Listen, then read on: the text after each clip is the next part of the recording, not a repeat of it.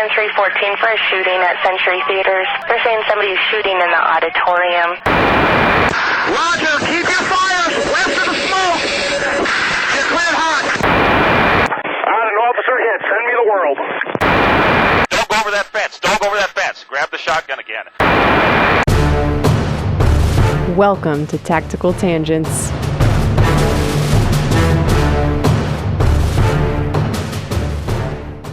Welcome back to Tactical Tangents. This is Mike. This episode is brought to you by Devos Outdoor, your go-to source for lightweight, portable, and versatile lighting solutions built for the outdoors and beyond. Whether you need scene lighting for public safety emergencies or reliable area lighting for your campsite, Devos has you covered. Their LED lanterns offer variable outputs and color options with Bluetooth remote controls that provide a complete ecosystem of lighting in a compact and easy-to-deploy package. These lights are perfect for camping, hunting, search and rescue, crime scene processing, and nighttime operations. Devos optimizes your experience and alleviates your pain points with extra power banks, solar panels, and more. Devos Outdoor ensures that you have long-lasting portable lighting no matter where you are. Check out their lineup at Devos, D-E-V-O-S, outdoor.com or find them on Amazon. Again, that's Devos, D-E-V-O-S, outdoor.com. This episode was also brought to you by Lowa Boots. Start your day off on the right foot with footwear that was designed for those who stand relentlessly in the face of adversity. I wear Lowa every single day, for miles on canine searches and for hours on tactical operations in inclement weather. No matter what, Lowa keeps me moving. Whether you run, hike, hunt, or fight, on the streets or out in the woods, Lowa has the gear you need to help you conquer whatever challenges you face. Go check out their new line of trail running shoes at Lowa Boots, L-O-W-A Boots.com, and get outside for some fresh air and daylight. Lowa, for those who know where they're going and won't stop until they get there. So, Jim, it's been a busy week, and we're supposed to record tonight. And we were talking earlier, so what do you want to talk about? Yeah, so our best podcasts are honestly the phone calls that Mike and I have driving home from work, right? I call him up, I'm like, dude, let me tell you about this and this and this. It's honestly how it started. Exactly. And, sometimes we have to edit a little bit just so, one, the language is a little bit more PG-13, and two, so we don't go to jail for talking smack about our collective senior leadership or anything of the sort, security or whatever, right? But I think that there were some good little nuggets in there, and I was like, Mike, we should just do an episode about what we're talking about right now. And he's like, well, yeah, let's do it. So here we are. I also think there's I've been thinking about, we try to tackle these big things sometimes, and there is just day-to-day stuff, that lessons learned is week to week, day to day, that we should talk about. And one of the things, just as an example, this week I was teaching at a high-risk deployment seminar. It's a canine event where we talk about integrating the dogs with tactical teams and stuff like that, outside of just the conventional everyday patrol catching bad guys, but doing some of the more specialized things. The tricky stuff, the hard stuff. And it's basically all scenarios. Agencies from all over come and host scenarios. So it's very hands-on, practical. It's not sitting in the classroom. So when you say canine training, I'm picturing you're having them do the little obstacle course where they go on the teeter-totter and jump through the ring of fire. The floppy tunnel. Yeah. No, but there is a lot of little things like that come into it, actually. And that's some of the little stories that I have from this thing. One of the terms that tacticians and cops have probably heard before, and I imagine fire guys and stuff have that too. Military, same thing. They talk about training scars, or you might call that a training bias. In dog training, one of the things we talk about a lot is every time you solve one problem, you create a new one. And so the scenario that we were running, there was one element of it where, a guy gets out of the car and he runs away. And a lot of times there are elements of canine training where you want to teach the dog how to go into a car to get a bad guy, right? Hey, there's a bad guy in that car. So you kind of incrementally build to it. Maybe an open window, maybe an open door. And so the dog goes in the car and you condition that. And that's where all the fun happens, right? But one of the things that happens is you teach the dog to go in the car when he sees an open car door. And if you put that picture out in front of the dog, That's where the party is. right. And so when the guy is out of the car, it becomes one of these things where, like, even though the guy runs the other direction, the dog still thinks that the answer sometimes is to go in the car. And so it's an interesting, I like training analogies with dog stuff, because it does translate to human stuff in a way that I think people can, like, it's a little bit less complex because it's just a dog. You can only expect so much out of the dog, and you can't talk to or explain a lot of the nuance to a dog. You just gotta, it's just very, like, instinctive, behavior driven stuff. Right. And so it's a good observation of, like, you condition a dog. You want to teach the dog to go into the car, much like do the teeter-totter at an agility course. And when you reward and reinforce that a bunch of times, we're going to keep doing that. And humans are the same way. We're products. We are creatures of habit, right? We rely on patterns. And it's something when you think about, like, room entries or a lot of, like, marksmanship shooting stuff, just basic range drills, right? Like the things that we condition ourselves to do, it can become a challenge to decondition if the picture is a little bit different, but you have to take extra time to do that. So that was one thing. One of the other little funny canine things that we were playing with was we had a smoke machine to simulate, like, a gas deployment, right? And you kind of got to teach the dogs that the gas is a thing that you can go through, because they just see it as it's a visual barrier, right? Now, does that affect the dogs? Do you have, like, a little gas mask for the dog?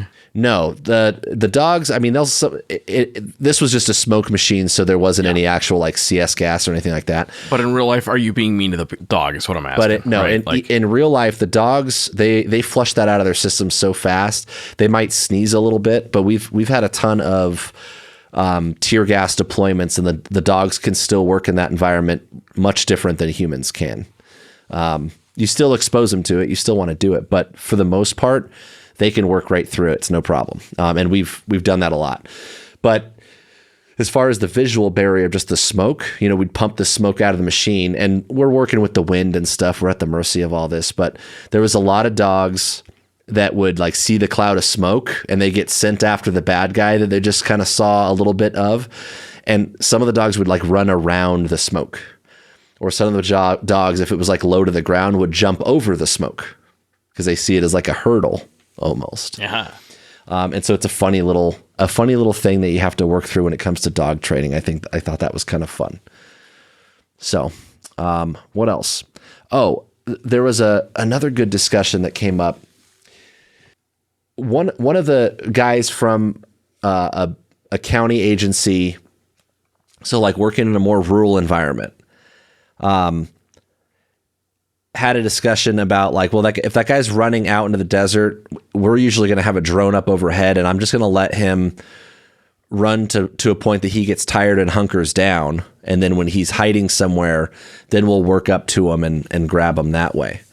And part of that discussion that I thought was really interesting in terms of the differences between challenges we face in an urban setting, especially a dense urban setting, versus out in the middle of the desert, right? Is I've had a lot of, whether it's a drone or other kinds of air support, and Jim can speak to this,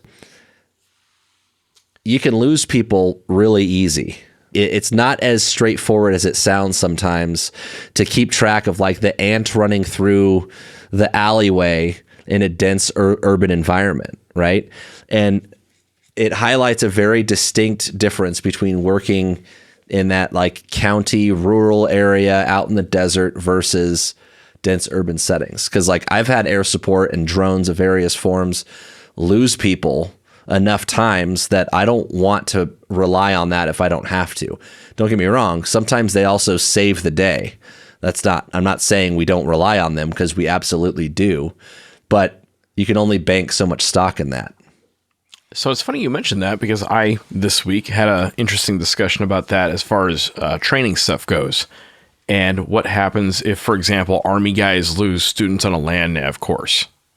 And you'd be amazed just how lost a student can get on a land nav course. Yeah. Lieutenants, what can I say?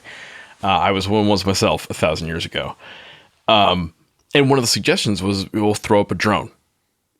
And that's one of those things that, like, in this year sounds like an easy thing to do. It's actually really complicated because we have rules on whether we're allowed to buy them, where we can operate them on a military base, what training you have to have in order to operate it. And so drones come up a lot. Counter drone comes up a lot. A separate discussion that we had at training this week was everybody right now who's selling something related to drones mentions Ukraine. They're like, oh yeah, we did this thing in Ukraine, or this was super effective in Ukraine. And there are so many instances of uses in Ukraine, and that's such a buzzword that it kind of doesn't mean anything at this point. So just kind of an interesting, you mentioned drones, a couple of things that came up. Well, and I think that actually kind of brings me to another area that's not so much related to this course that I was at, but more general, I guess. And it's something that we haven't done a whole episode about, but it's come up in several episodes and bits and pieces in terms of how things translate, right? Like Ukraine, especially right now, and drones in that part of the world right now, is a very different environment than what we're talking about. And part of that environment informs why we're a little careful about them stateside, right? Like, so some of that for sure is not going to always translate well. Some of it might translate very well. So according to open source reporting today, a one-way attack drone hit Engels Airfield in Russia. Engels Airfield is one of the big bomber bases in Russia.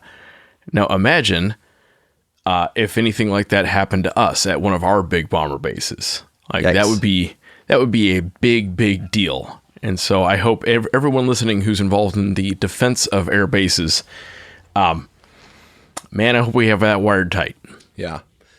We've been playing with some things that we can do with some drones. That's all I have to say about that.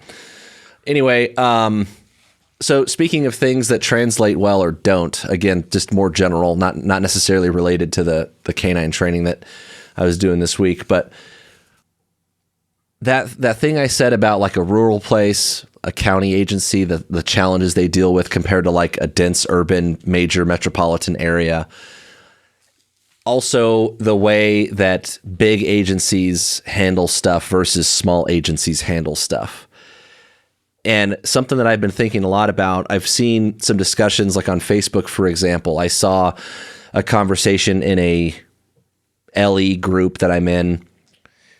And the guy talked about like, hey, does any of your departments have a wellness program? Like, I'm looking for ideas.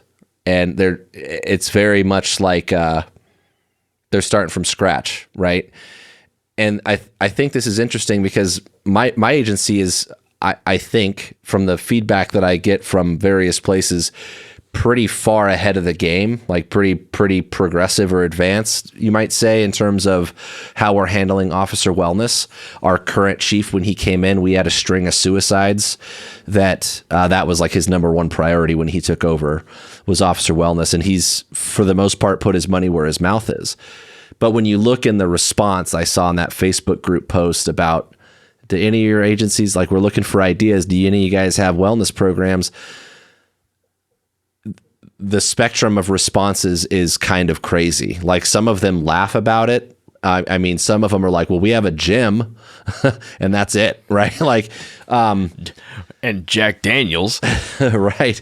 Yeah. And yeah, well, that's another thing. Some of it's very informal, right? And this is a challenge because there's a lot of considerations. You've got staffing problems, you've got funding problems, there's grants available, but a lot of the big grant money, I mean, you'd be amazed how much some of these smaller agencies, they don't even realize those grants are out there. They don't think they're going to get a piece of the pie if they ask for it. And it takes work and manpower to get that grant.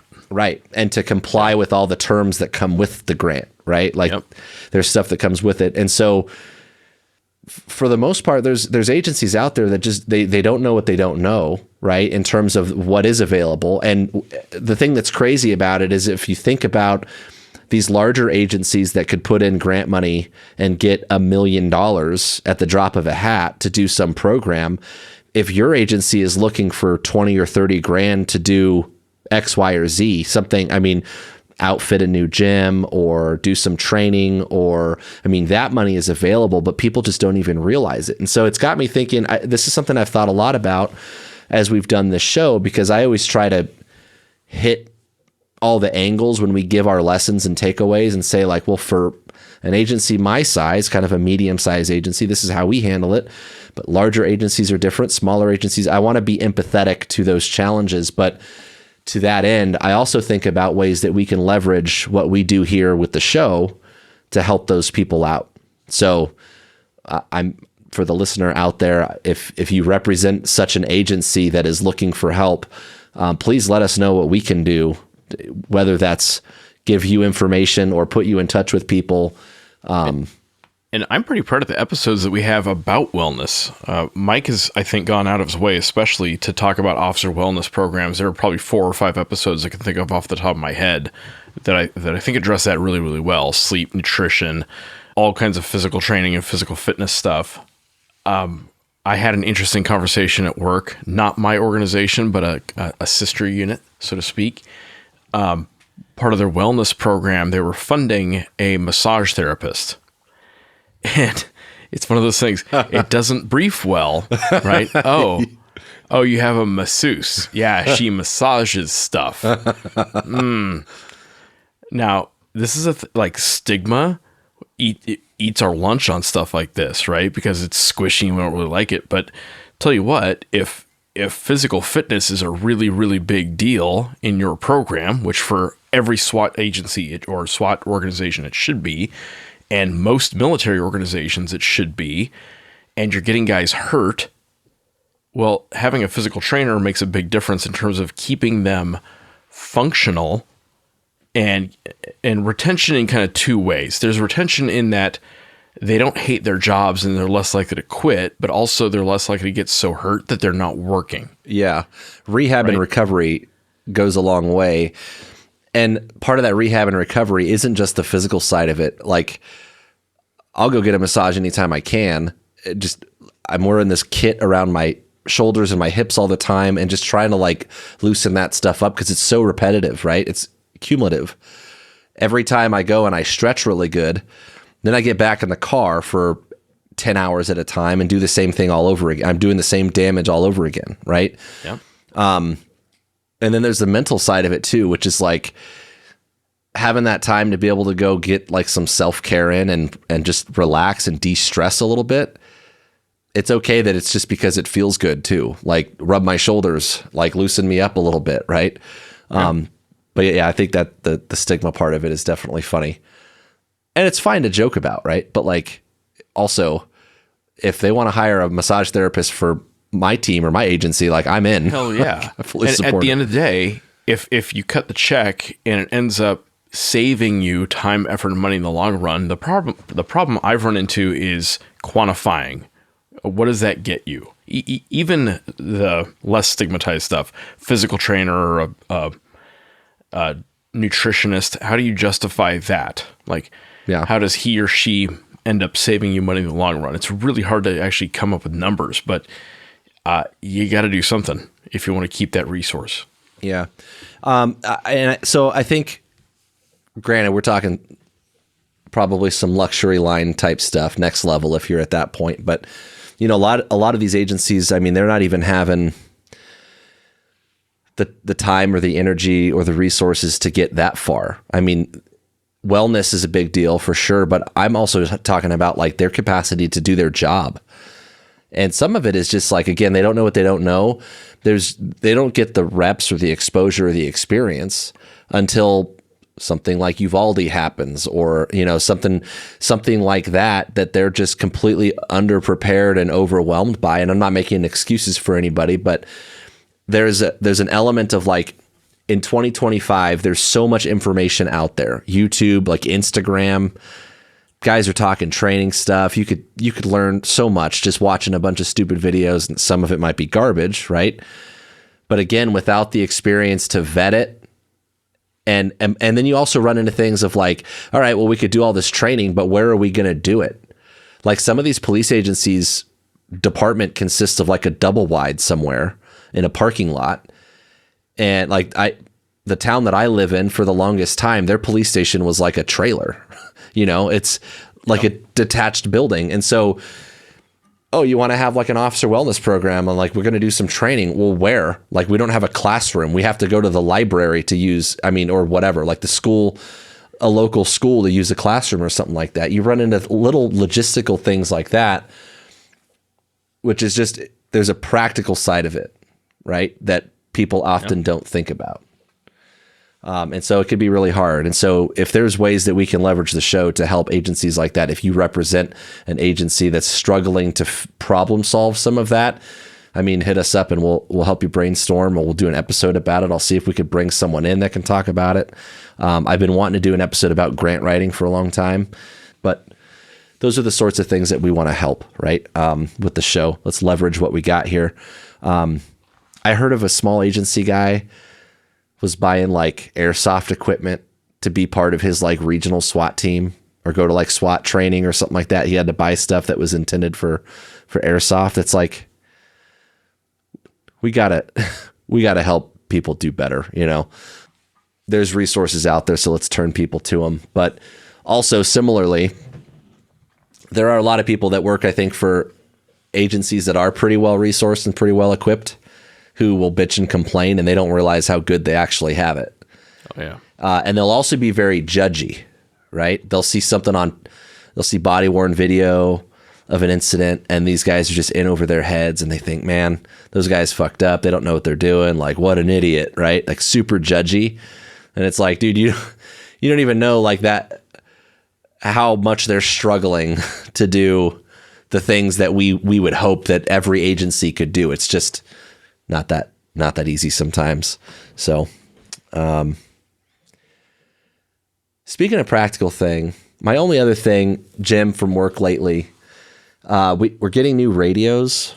Well, we got new radios last year, like handhelds, and they're switching all of our car radios over.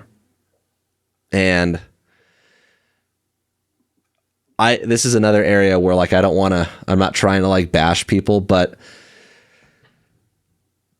I often wonder if the people putting these programs together, where we're going to go roll out these new radios, ever think to consider the people who are going to have to actually use this shit, like out in the field, And odds are good they were probably doing the best they could with the budget they had. Odds are good they actually did think about it, and they're like, yeah, well, to do it right would cost an extra $5 million per car or some shit, right? Like, that does happen. On the other hand, like, man, why can't we get it right? Right. Well, and even like, I'm also empathetic to like, you can't make everybody happy, right? Like, they're not necessarily going to program everyone's radio based on the way Mike prefers his settings to be, right? Yeah. So what issues are you having? So for my side of things in particular, right, I work in a citywide specialized unit, right? A couple of them, right? SWAT and K9, where we go across the whole city. And an important part of us being able to respond to calls is we scan all of the channels that might be in use throughout the city. And there are some little like nuanced features that help make that work well. And I'll give you like one kind of tiny little example. Where the scan button is to turn scan on and off, like digging through a menu versus putting that up front, makes a big difference. So those are like the little nuanced things that, again, I don't expect them to know exactly what it is we want it to do. They could have just taken the old programming and set it up exactly the way the old one was in the new one, because those features just don't are all change. Why are you a barrier to change in progress, Mike? Yeah. But they can consult with us and say, hey, like, what do you guys need? And the problem is, again, I understand that they don't. Of the, hundreds and hundreds of radios, they're not necessarily thinking about the small subset of people that need this thing. That part I can handle, right? The part that I can't handle is when we go to them and we're like, hey, boss, there's a couple things that got changed in the new radios that we're trying to correct because we really need these things to work, and these are the reasons why. Like, we're trying to provide a service, right? A specialized service to the city. And we do that in a way that really like no one else is doing, right? citywide canine resources, citywide SWAT resources. If you're pushing the panic button and you need help, we're trying to be as efficient as we can. What I can't handle is when people want to roadblock that for whatever bureaucratic reason they come up with it in their head, right? Mm-hmm. And a lot of times it's like, no, it's got a scan feature, like it's all good to go. And it's like, no, you're not listening. It's not just simply, does it have a scan feature or not? There's a little bit more to it. And I'm happy to get in the weeds.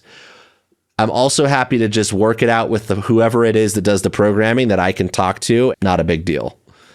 Right. And so it's the road blocking that really like gets me going. it's when people do that. So it's funny that you mentioned that. I've got a couple things. So I'm fundamentally at this stage of my career a staff weenie, right? My job is I work in a headquarters and I help communicate on behalf of the operators to the people who have the money and to the people who decide risk and that kind of thing. And an awful lot of my job as a staff officer is to really carefully communicate exactly problems like that, right? So, hey, we need a radio that can scan. So I need $20 million to get this radio, or 20,000 or whatever the number is, right? And I get this same kind of circular discussion with whoever the gatekeeper is. Well, it does scan. And so then the burden is on me. I got to go do the homework. I have to communicate it in a way that matters. So usually that's PowerPoint because it's the way we talk in the military. The language of the military. The language, the lingua franca. And an awful lot of my job is to repeat myself over and over and over and over.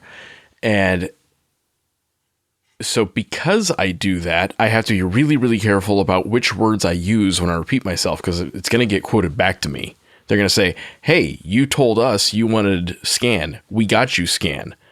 Why are you bitching? It's like, no. I said that, but I also said this, all this other stuff. And I also put stuff in writing for that reason. And part of this is to that point, right? It's like the way that you communicate it is important. And also, if you're the whatever level of management that is handling a project like this, I don't expect you to have to like I said, just tailor everything to like whatever squeaky wheel out there is because I acknowledge we're a small group, right? But there's another part of this that in this particular situation, I've tried to communicate as best I can, because one of the concerns was like, well, we're not going to program your guys' radios different than everybody else's. And I tried to tell them, it's okay. You could put those settings in everyone else's radios. It will be transparent to them because they don't ever use it. It will not affect them whatsoever if they don't ever use it. And if they do use it, it will be more helpful to them if for some reason they found themselves using it. Yeah. So there's that. The other part of it is in a situation like this, every time I've had to fix this over the years, I've gone down to like our little radio, like the shop that handles this kind of stuff. And there was one point in time where when we got new radios several years back, probably, I don't know, a decade or more, I said, hey, these new radios, can we set it up this way? And they were like, I don't think it could do that. I'm like, it can do that. Here's the user manual. Here's the user manual, and here's the manual for the programming software that you're using that shows you how to do it. And I've got to like teach them how to do their job because I don't know, they're just not in the weeds on it, and that's fine. But what I did find is once I showed them that, oh yeah, it's something you could do, it was like a 5-minute fix. It doesn't take a long time. And those guys were super helpful and willing to do it for us. And then at some point, some administrator somewhere caught wind that they were changing radio stuff, and they're like, no, we're not doing that. And to which we said that they literally, like, we got the programming fixed in the radios. We told our guys, all right, take your radio down there. They'll fix it for you. It's a 5-minute process. So where this gets us in trouble in the military when we do stuff like this is we're telling a contractor to fix it. And the user goes straight to the contractor, and the contractor says, sure, yeah, 100%. and then sends a bill to the government. Yeah, fair. Right. And then the people who run that contract come back to the operators like, what the hell did you do? Yeah.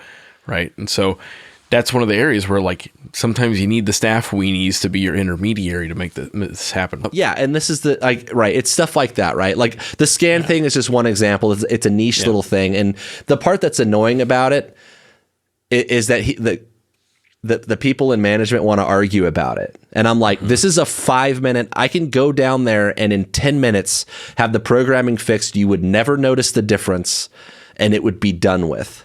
And they would probably be more than happy to help, but I need your blessing to do it. And I get roadblocked. And in my mind, there's really just no good reason for that, right?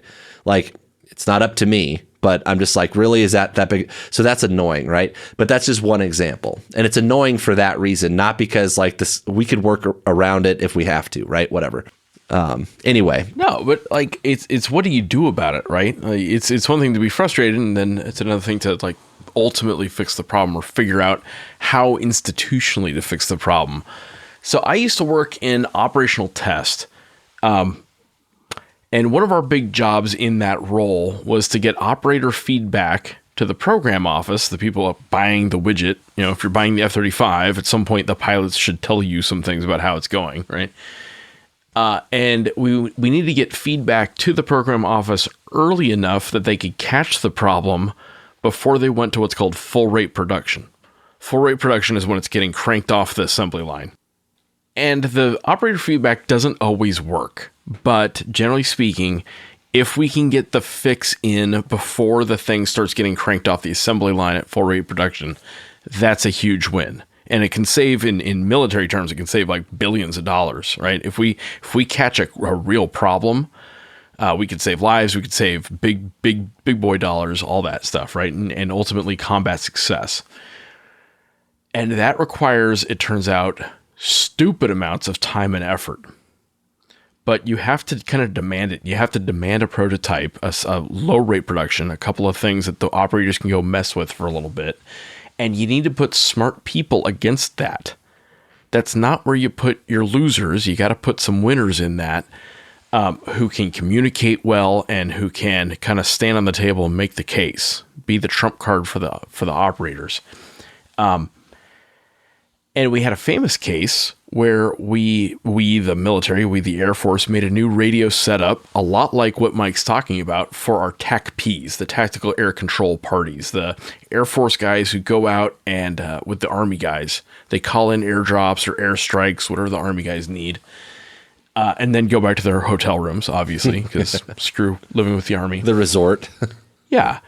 And so they were going to get this new radio, and it was going to mount in the Humvee. Right, kind of in the center console, to the extent a Humvee has a center console.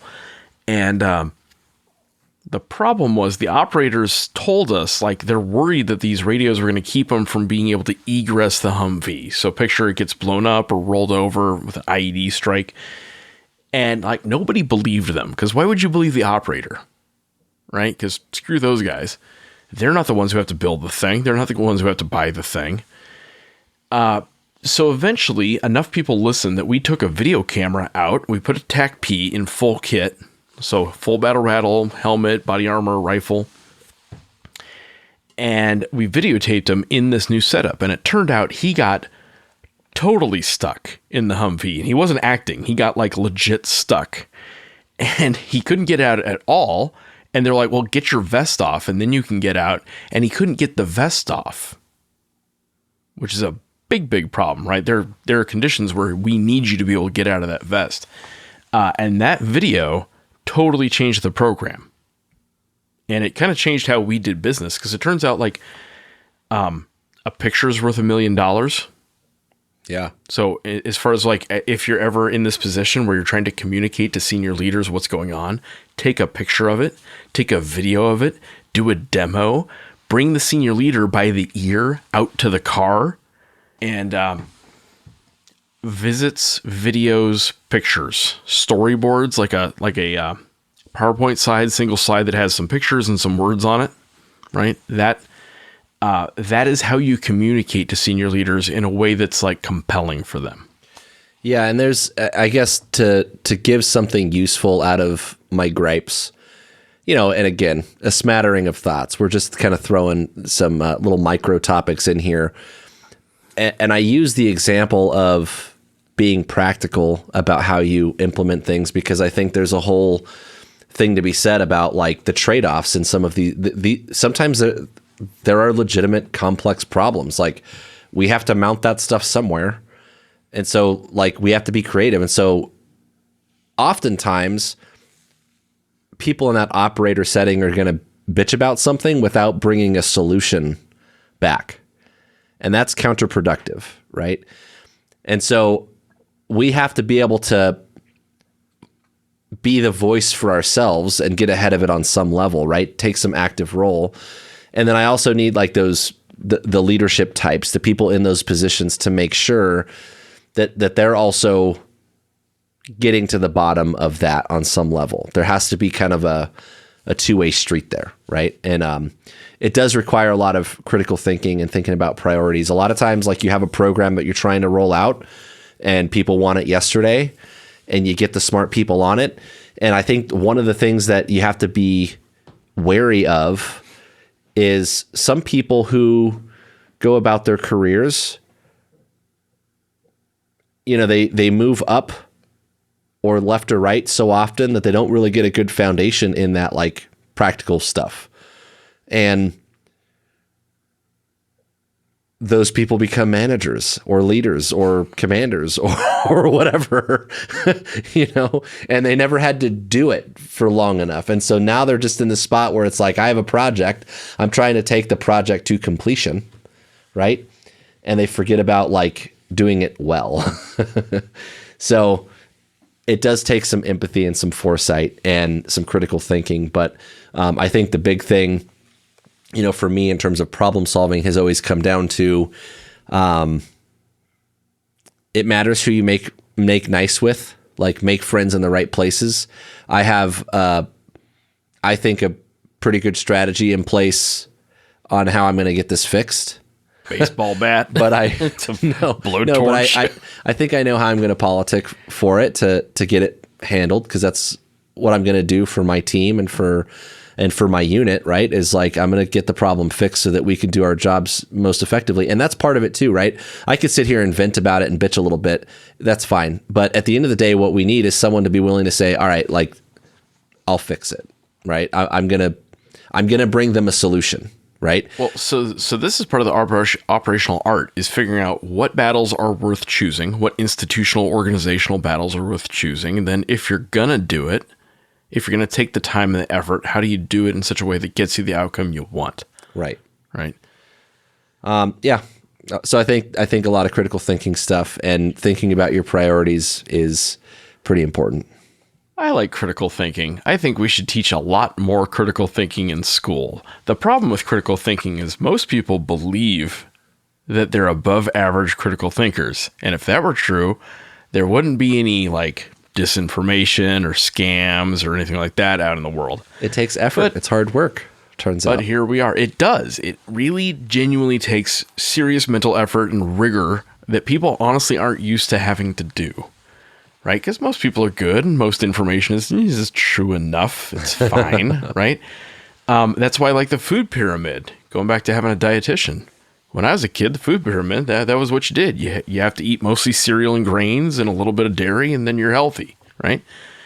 Except, maybe that wasn't true. Maybe that was a conspiracy. And therein lies the rub, is sometimes there really are conspiracies, and sometimes there really are deliberate efforts to influence you, right? So, this week, I spent a couple of days, and it's a hobby, what can I say, talking with a couple of folks on the local neighborhood Facebook page. And these folks were very, very concerned that their trees were dying. And the reason their trees were dying was chemicals getting sprayed from the air. Chemtrails. That wasn't clear exactly. They said chemicals getting sprayed from the air. And I fly airplanes in this area, and so I'm very interested in whatever planes are flying in the area. So I fly in the air. And I'm pretty darn familiar with the local air operations. Like I said, I'm very interested in what's flying around here and what people see and what they don't see and what they think is happening. And I have never seen anything sprayed from the air around here. I've seen stuff sprayed in the air many other places I've lived, but not here. So I thought I might be helpful and see what they were worried about. Yeah, maybe we'd do a little trolling. You know? So I asked them to show me pictures of what they were seeing. Hey, something's spraying you. Cool. Hold on, babe. Someone's wrong on the internet. This is what I do to calling. So I asked them to show me pictures of what they were seeing. I said, cool, show me a picture of the plane spraying, and I might be able to tell you what it is and where it's from and what it's really doing. Because I think that's, honestly, I feel a little bit like responsible as an aviator in the area to help inform the public and make them less scared of what's really happening. Because most of what we're doing is honestly pretty boring stuff. So the photos they showed me were of cirrus clouds. Just plain old-fashioned clouds. And I grew up in California, and I have opinions about schooling in California. So in between our gender studies classes, I remember getting taught about clouds when I was in elementary school, like what a cirrus cloud is, what a nimbus cloud is, what a stratus cloud is. These were cirrus clouds. And then some of them were contrails, condensation trails from passing airliners, which is a thing that happens in America. Planes fly overhead, and there we are. And so I said, are you sure this is what you're talking about? They're like, oh, yes. And then they sent me a bunch of links about chemtrails. And I'm like, oh, good. Here we go. So I kept trolling them, asking them back and forth. And I'm like, hey, why do you think this? Right? Because I'm genuinely curious about their psychology.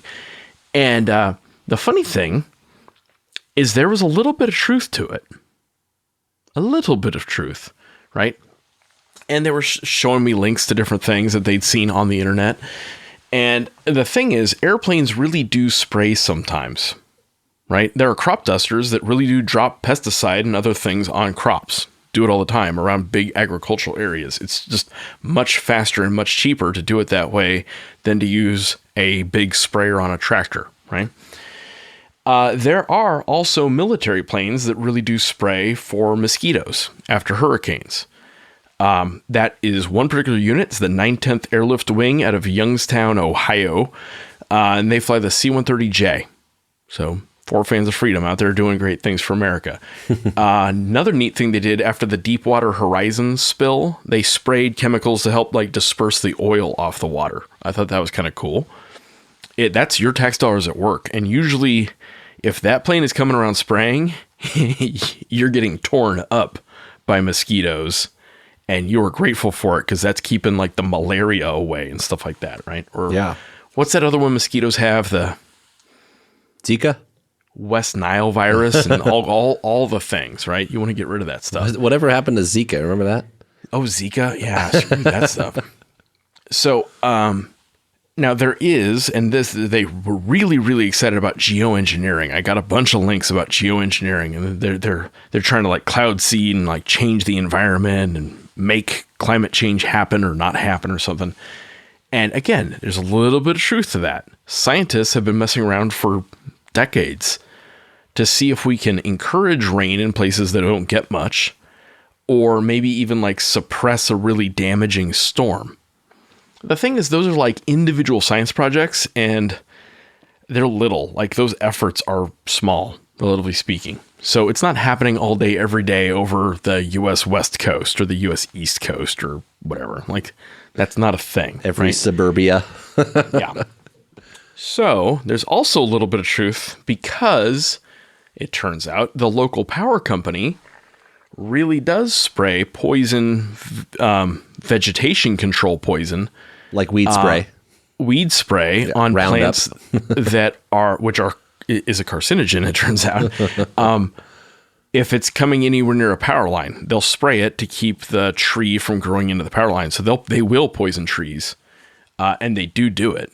Yeah, but they do it from the back of a pickup truck. This isn't coming out of a 747, right? because they don't care At about like poisoning 30,000 feet or something. Yeah, Jesus. Because and just think practically, right? Like if you're trying to keep the weeds off your or the kudzu vines off of your power lines, spraying from 30,000 feet doesn't get you that, right? And if you're trying to kill all of the trees in the eastern seaboard or the west coast, like that doesn't sound like it's financially viable. So, speaking of, that's kind of also why this critical thinking thing is hard, because people don't understand how things work. And when you don't understand how things work, everything looks like a conspiracy. Okay? Cirrus clouds are just normal, wispy, high-level clouds. But if you don't know anything about clouds, I don't know, maybe they could look kind of sus. I don't know. Okay? Contrails, condensation trails from airplanes, they form when jet engines suck cold air in, squeeze it in the compressor stage, spray jet fuel into to combust that air, and then blow that air out the back.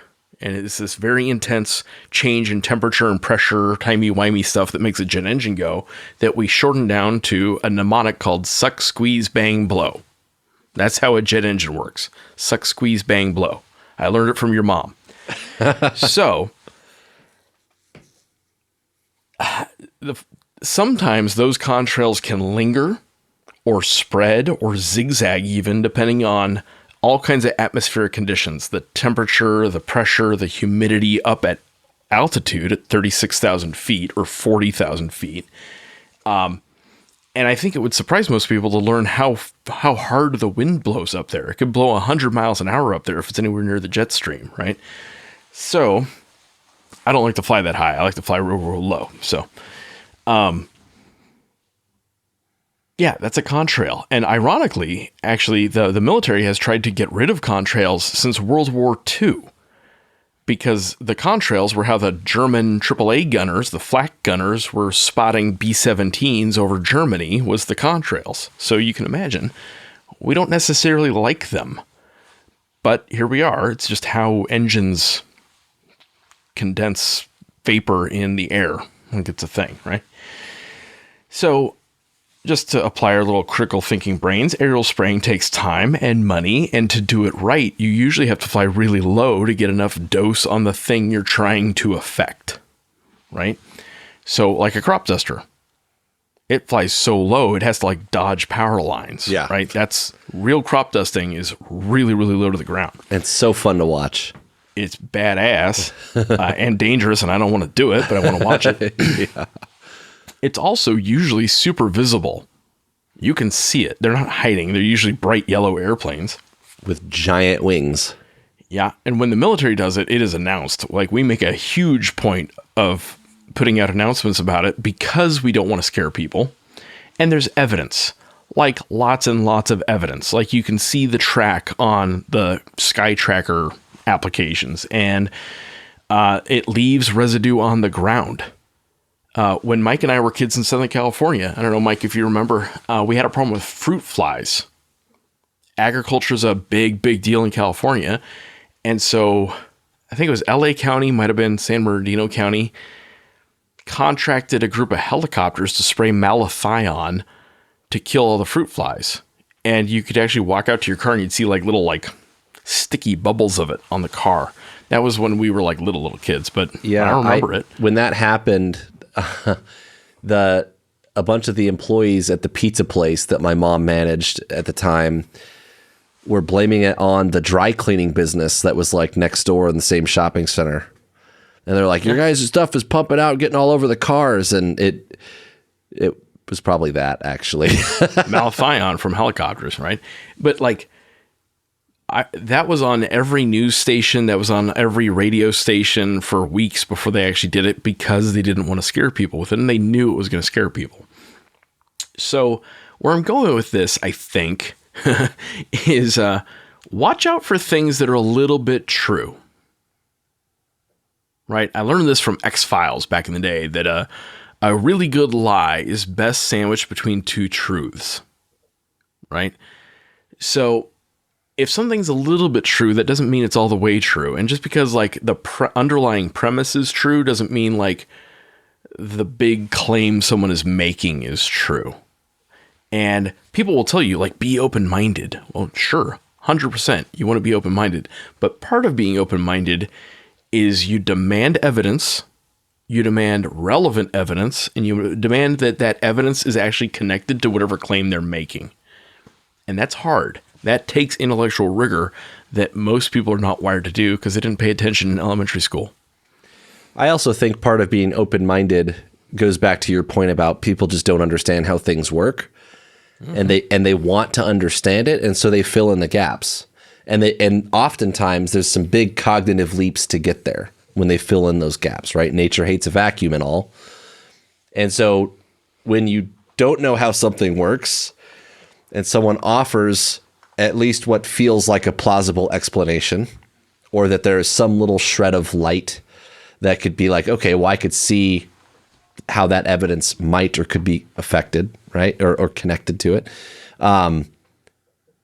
It's like, well, okay, yeah, my brain can handle that. It's better than not understanding. It's better than just saying I don't understand. And I think that open-mindedness needs to be able to account for one, which is, hey, maybe I just don't know enough about this thing that I'm not going to understand it. And so be open to other answers, right? And also be open to, okay, there's this one like really fuzzy but theoretically plausible thing, but there's also the really simple explanation that might be completely benign and not that big of a deal, right? Like, yeah, so people hate uncertainty. They hate it. Yeah. We want certainty. And so this came up on the internet recently over the SIG 320 pistol. And here's the deal. I know enough about pistols at this point in my life to know I don't know. And I can tell you I don't know, right? And you can have two opposing ideas clear in your head. It is possible that some of the discharges associated with the 320 were user error. People put their what is it? Their booger hooks on the bang switches or whatever it is. Or they had a holster that wasn't appropriate for the gun, or something got caught where the trigger guard is, something like that, right? Which happens with all guns. It is also possible that there is something wrong with the 320. Something wrong in its design. I don't know. And the reason I don't know is I have not seen data one way or the other. I've seen videos. I've seen some anecdotes. I've seen opinions from people I respect, but I have not seen substantial data one way or the other. And SIG put out a big communication on their Facebook about it. This is a lie, and all the lawsuits are all effectively frivolous and are getting thrown out. But you know what they didn't put, as far as I could find, was data. Hey, we've thrown this thing against the ground 15,000 million times, and we've never gotten it to go off. And the people making claims against it also have not provided a whole bunch of data. Right? So what I will say is I don't know. And that we need more data. And people are so uncomfortable with that. Yeah. And one of the things I love when you get like really contentious stuff like that, or stuff that's really polarized in terms of opinions, well, I've done my research. It's like, well, I'm sure you're the only one, bud, that's done your research. And also, some of us might have different definitions of what research is, right? All the articles and videos that you watched or read versus what Jim is saying, which is hard data, right? From an unbiased source. Because also, like, remember that SIG's data, like, they have a dog in that fight. Oh, yeah. Like for their own survival, right? And profits and liability and all the things. And so, like, it's just not that straightforward at times. And people really are just uncomfortable with I don't know. And so they have to fill the vacuum, right? They have to pick a side. You see that with everything. Politics, all kinds of different gun debates, right? People are really comfortable with just saying, I don't know. Where I saw this not a SIG P320 thing or so much about specific reliability stuff per se, but our agency switched from Glock to Smith & Wesson. And, you know, at the time I was like, the fuck's wrong with my Glock, man? Like, it seemed like a solution without a problem. Like, my Glock has always served me well, right? But whatever, dude. Like, whatever you give me, I'm going to shoot well. And I got the Smith, and I got to tell you, I really like the Smith. There's some talk about our agency going back to Glock, and I'm kind of like, I don't know, man. I shoot the Smith really, really well, actually. Like, I kind of like it. I'm just a barrier to change. But fundamentally, like, whatever they give me, I'll learn how to shoot well. I'm not worried about it one way or the other. Like, they're both fine, right? Like, they're both fine. But, like, man, people feel like they've really got to have an opinion about that. And, like, some people have just been bitching so much about the Switch still to this day that now we're going to switch back because people just keep bitching. And, like, on what foundation?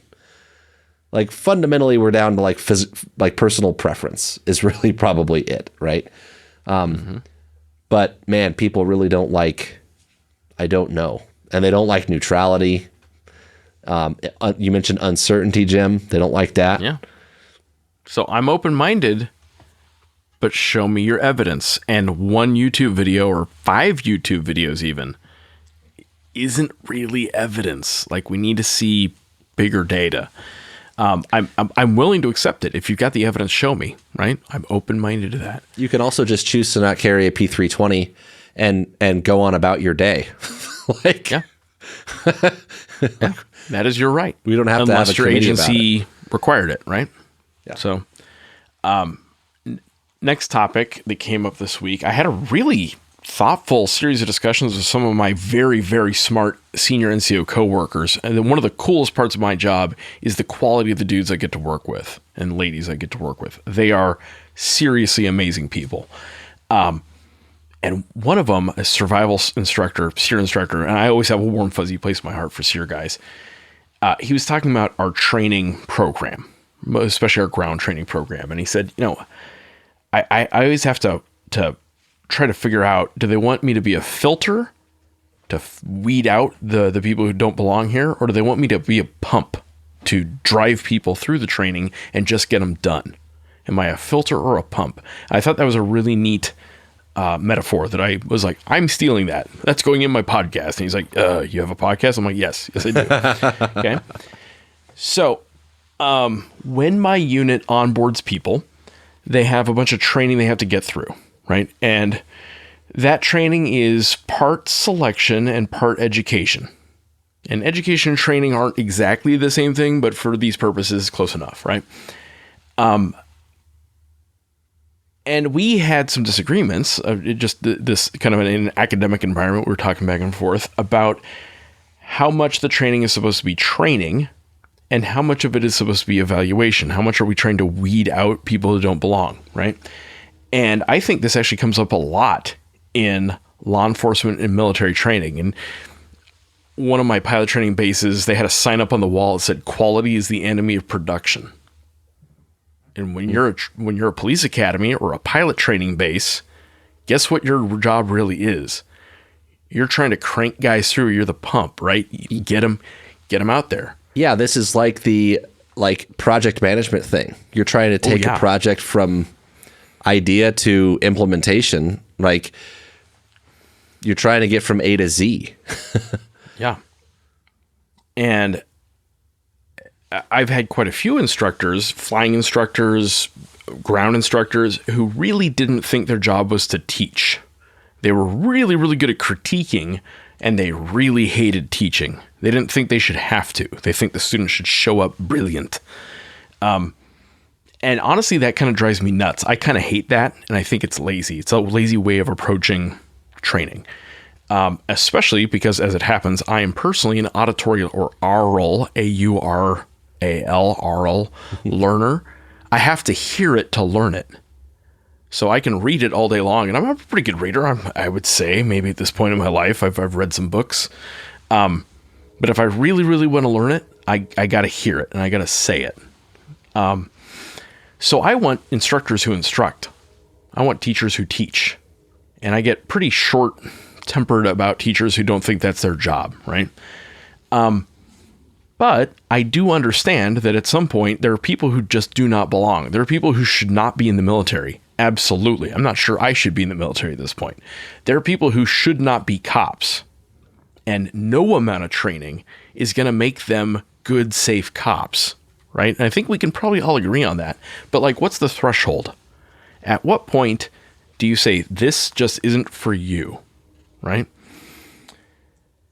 And at what point do you take ownership of that student and say, hey, this might be for you, but now we're going to have to miracle you through this program.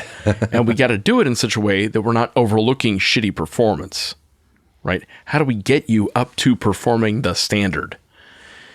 And so I would challenge you, if your student sucks, is that your fault or is it theirs?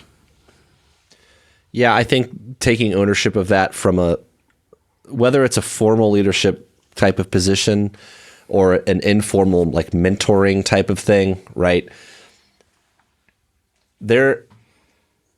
I think the discussion on evaluating versus educating is really, really important. And I'm also empathetic to sometimes you're doing like a selection or an evaluation as part of something to determine if someone continues, right? That's all important stuff. But one of the biggest things to me when I think about those areas is defining the criteria. And what makes it really, really hard is when we have like really like kind of abstract expectations or an idea in our head informed by our experience on what right looks like without really considering like their perspective on it, right?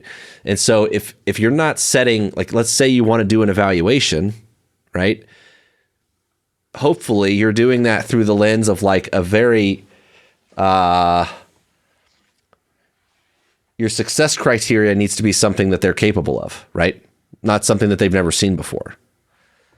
And so you can frame that a little bit. You could say like, hey, like, I don't necessarily care that they get the exact answer correct. I do care that they are decisive, that they make a decision. Decisiveness is one thing. Accuracy is something that maybe we could train that, right? And so like, be clear about what the criteria is. The other thing is, I go back to what I said in the very beginning, right? There's little analogies in dog training that I actually think apply really well to human training that we talk a lot about. But you just have to remember with the dog that I don't get to, like, we don't have like an ego thing, or like it's not about defensiveness or how well they take feedback, or the dog just is, right? It's just an animal. We can't have a conversation. He's not making excuses that I have to deal with. He doesn't have an attitude. He doesn't talk back. I mean, he could come up the leash a little bit, but that's another thing, right? But where I'm going with this is one of the things that we have to do with handlers frequently and with ourselves when we're doing training. Hey, are we training the dog or are we testing the dog? Mm-hmm. So like if I'm teaching them to sniff out explosives or narcotics and I want them to alert to the odor of an explosive or the odor of a narcotic, right? And I'm training a detection dog. Every time I put his nose on that source odor and I tell him, sit, right? And I do it, I say, sit, sit, sit, sit. The time that I don't tell him to sit and I'm waiting to see if he's going to do it on his own, I'm testing the dog, right? If I've done things right, that'll happen on its own kind of organically, right? I tell him sit 1,000 times and one of those times he's going to beat me to it. And I don't have to test him.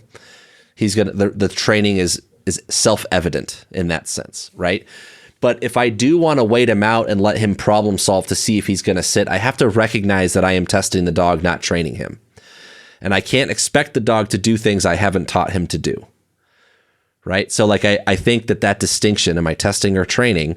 You have to do the same thing in a human environment as well, right? And specifically, I think about police academies and what we condition people to do in police academies.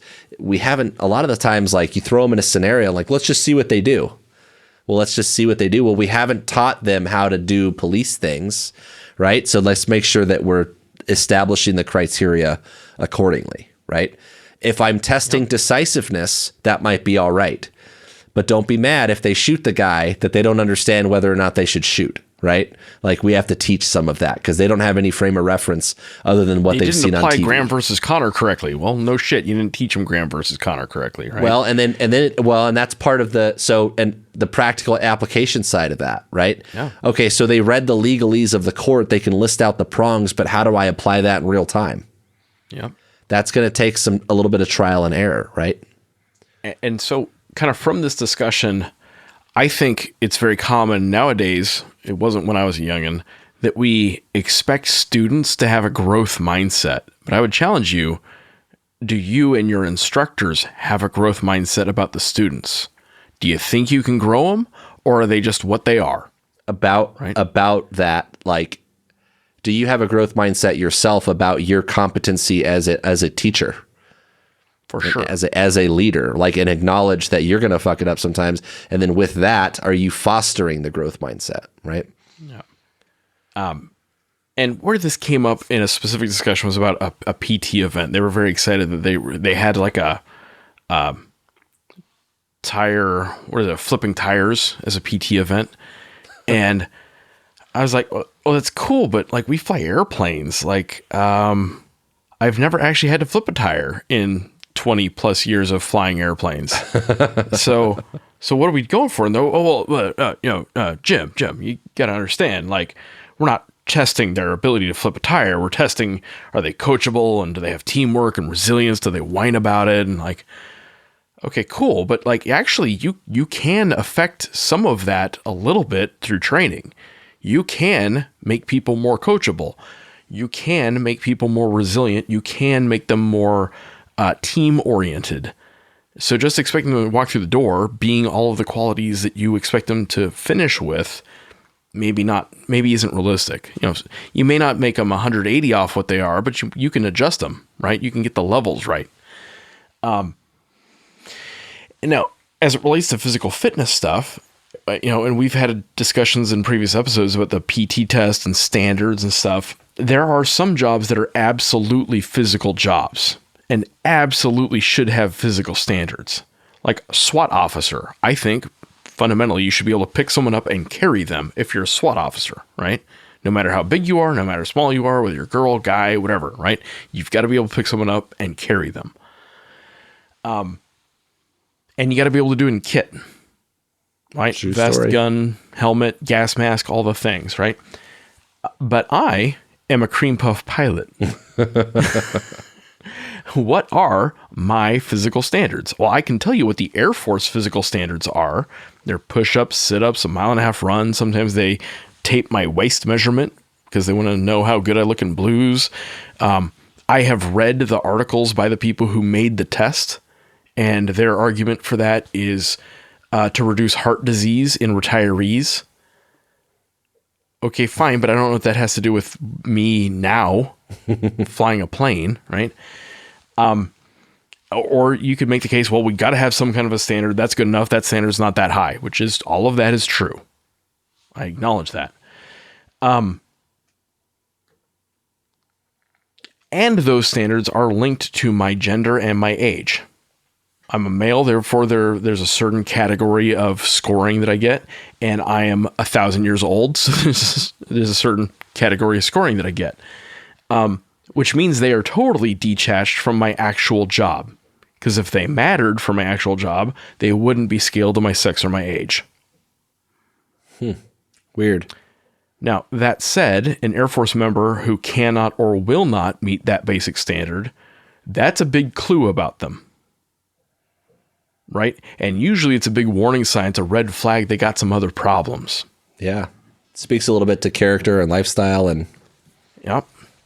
etc. I have also had coworkers who could smoke me on the test. They could get very high 90s or 100 on the test, and they couldn't open the door to a C-130. Any of the doors. But they flew on it.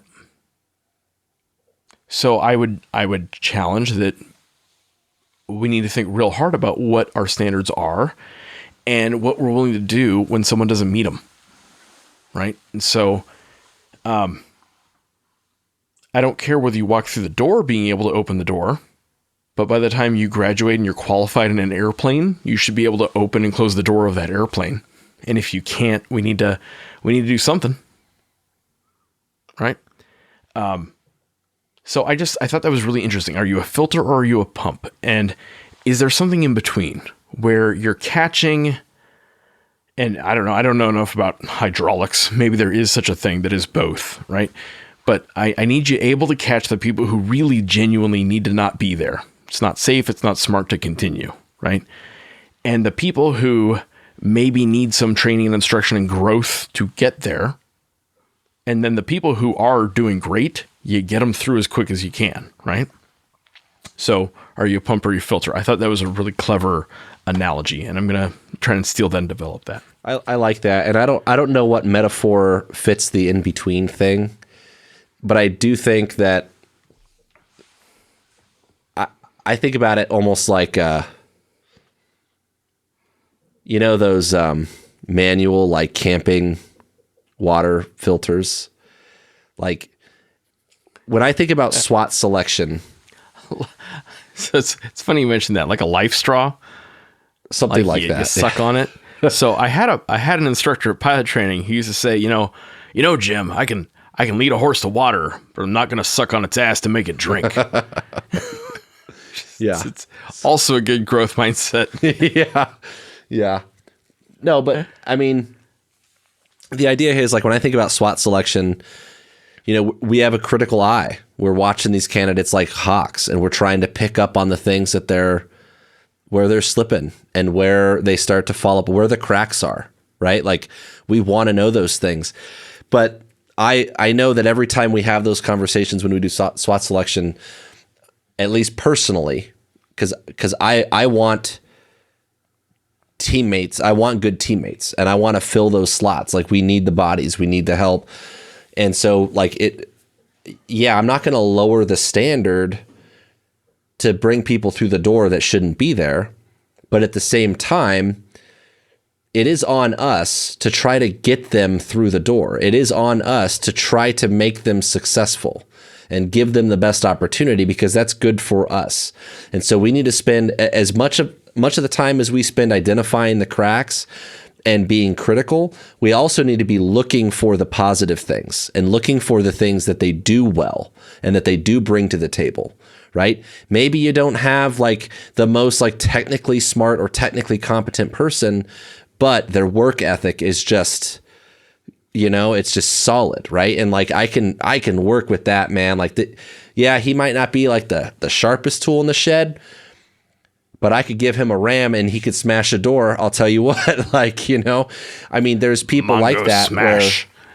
where like you want to make sure that and breaching is actually very that is a thinking person's task, right? Like there is a lot of technical stuff to consider with that, but you get where I'm going, right? Like the bronze goes somewhere on some level. Like you need to pick up a dude and carry him.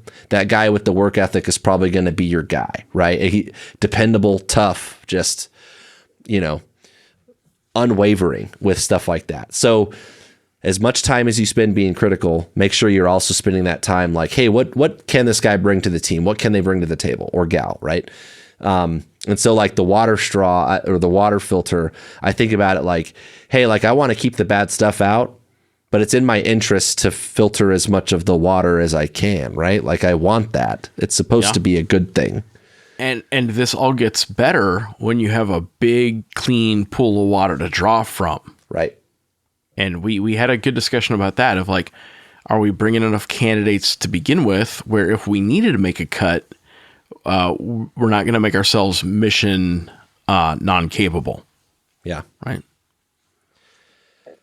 Well, I think that's all we got. We tried to throw some little micro topics in here. We want your feedback, though. I think we're looking at a lot of directions we can go with this project. We've been doing a lot of work with our sponsors, a lot of work with, I guess, just looking back at all the episodes that we've done and seeing what's the most successful. You guys really like case studies. At least that's what the numbers show. But one question that in a recent sponsorship discussion that I had was, what kind of feedback do you get from our audience? And I was able to say that every once in a while, like, we get stories from people, and we hear back. People say that they, took something from a case study or some little tidbit. I mean, we do get those stories here and there. They loved our recommendations about Loa boots and Manisex and all the things, right? So we do get that here and there. But like, more is better. Speaking about a large pool to draw from, if you've got feedback for us, if you like these kind of talks, if you want to hear more of something or less of something, like, hit us up, info@tacticaltangents.com. Find us online, but we want the feedback. Hopefully this was worthwhile. There were like little things that I didn't know we're going to make complete episodes out of, but we did want to we thought they were interesting discussion points. So here we are. I'm glad we got a chance to talk about chemtrails. Next time we'll talk about whether or not birds are real and who actually killed JFK. Be safe out there, be smart out there. And really, if your job is to teach people, teach them stuff. Don't just grade them, teach them. Teach them. Cool. See you. All right, guys, that's all we got for tonight. This episode is brought to you by 09 Holsters. We talk a lot about people, ideas, and hardware on this show, so when we invest in equipment, we always think in terms of experience first. 09 is helping you figure out how to carry the gear you need to be effective. They are built by cops, for cops, with a minimalist design and bomb-proof durability. Radio cases, flashlights, body cameras, even canine remotes, you name it, 09 has been filling a void in tactical duty holsters for more than a decade. Go see what they offer at 09 Holsters, that's ZERO, the number 9, holsters.com. 09, built to win the fight. And this is Jim. This episode is also brought to you by Manisex. We've talked a lot about the tactical fantasy on this podcast, and one of the quickest ways to break your tactical fantasies and actually improve your performance is by getting real feedback. One of the ways you can do that is with Manisex. You're not going to get better at shooting on your own. You need practice, data, and coaching. And you need to make the most of your ammo with good live and dry fire training. Manis is a family of training devices that tracks you while you train. It times and tracks everything you do in a drill and coaches you as you go. It is indispensable to taking your shooting to the next level. Go find them on manisex.com. Don't forget that we put out new episodes on the 1st and the 15th of every month. If you like what we're doing, you can head over to Patreon, give us $1 for each new episode. That money's going to go back into bringing you good content. If you want to interact with us, you could find us on Facebook, Instagram, and Twitter. We are at TacTangents. You can also email info@tacticaltangents.com. All right. That's all we got. Good talk.